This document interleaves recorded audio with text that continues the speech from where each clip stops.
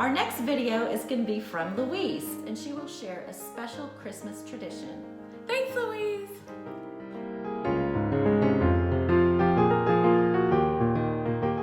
Hello, my name is Louise. I wanted to tell you my Christmas story of when my children were small. My husband and I would take them downtown Oklahoma City to a Red Andrews Christmas lunch. We would go Christmas Eve and debone turkeys and set up lots of presents.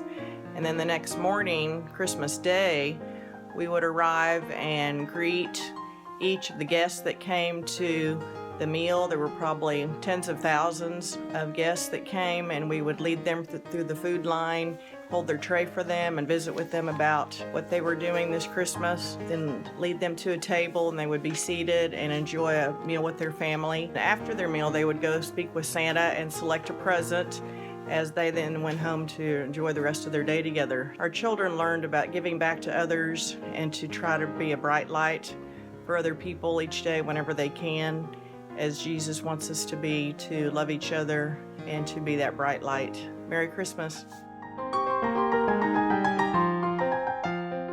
We want to share some scents of Christmas. So here's an idea. You get an orange, a lemon, you'll need cinnamon sticks. Would you like me to hold something? Sure. And cloves and bay leaves.